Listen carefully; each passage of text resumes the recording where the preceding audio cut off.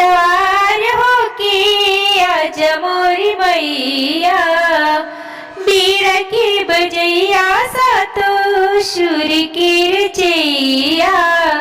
हंस पर सवार होके आजा मोरी मैया, बिनती हजार करतानी सुनी है मैया शारदा भवानी।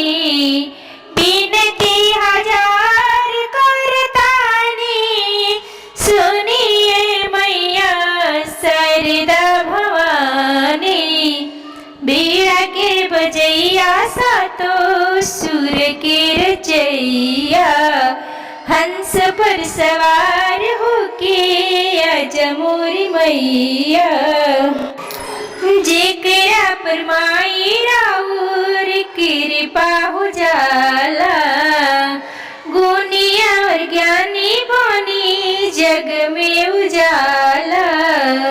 स्वर में तुझे करा संभालू, सुर संगम के ज्ञाता कहाला।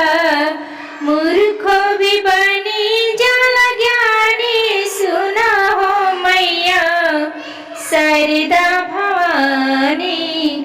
बीड़ा के बजैया सातो सुर के रचैया, हंस पर सवार होके आजा मोरी मैया।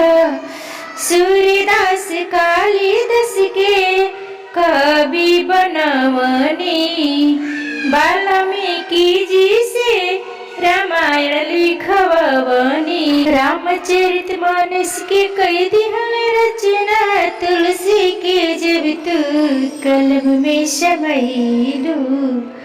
कहे अनु कितना बखानी सुनी है मैया शारदा भवानी। कहे अर्चना कितना बखानी सुनो हो मैया शारदा भवानी। बीड़ा के बजैया सातो सुर के रचैया, हंस पे सवार होके आजा मोर मैया।